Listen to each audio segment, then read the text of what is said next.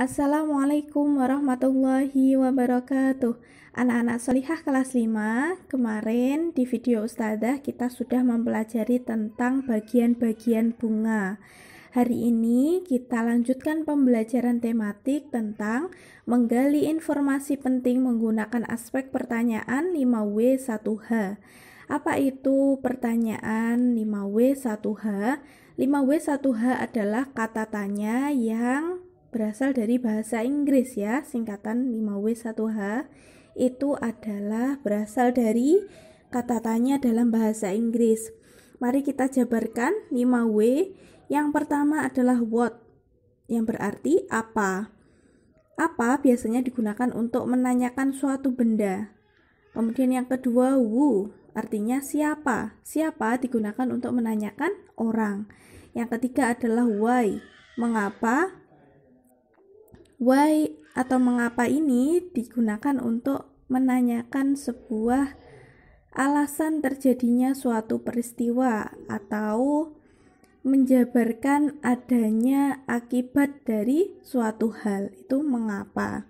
Kemudian when, artinya kapan, digunakan untuk menanyakan waktu terjadinya sesuatu. Kemudian where atau di mana, menanyakan tempat. Kemudian 1H adalah how, yaitu bagaimana. Bagaimana itu menanyakan detail bagaimana sebuah peristiwa terjadi. Itu yang dimaksud 5W1H.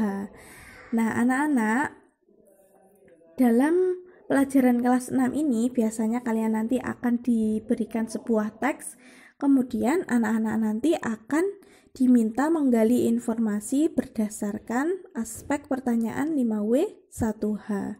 Seperti itu ya. Nah, aspek yang kita gali bisa tentang, misalnya kita gali tentang arti lambang ASEAN. Nah, misalnya Ustadzah tanya, apa arti lambang ASEAN? Nah, itu kita menggunakan aspek kata tanya what atau apa. Mari kita pelajari lebih lanjut, apa arti lambang ASEAN. Lambang ASEAN itu memiliki warna-warna yang beraneka ragam. Ada biru, merah, putih, kuning, kemudian ada lingkaran, ada gambar yang di tengah kuning itu adalah ikatan padi. Masing-masing memiliki arti tertentu.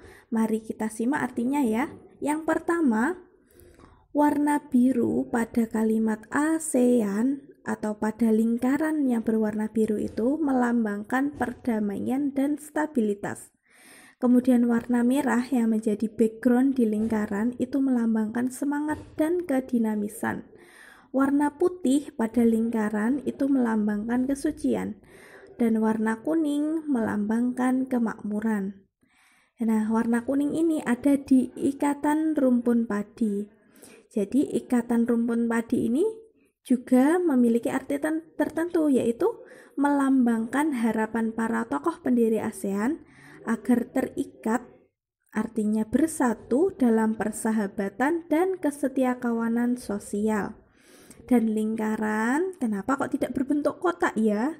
Lambang ASEAN itu berbentuk melingkar. Ternyata lingkaran itu melambangkan kesatuan. Seperti itu ya. Kemudian Ustadzah gunakan pertanyaan lagi. Siapa saja negara anggota ASEAN? Nah, negara anggota ASEAN kita lihat di peta Asia Tenggara berikut ini. Yang pertama adalah Indonesia, kemudian Singapura, kemudian Malaysia, Brunei Darussalam, Vietnam, Kamboja, Filipina, Laos, Thailand, dan Myanmar. Nah, anak-anak, ternyata Timor Leste dulu juga menjadi anggota ASEAN. Jadi saat ini pun Timor Leste juga menjadi negara anggota ASEAN. Dan yang menjadi negara pendiri ASEAN itu sebenarnya ada 5 ya. Ada Indonesia, Malaysia, Filipina, Singapura, dan Brunei Darussalam.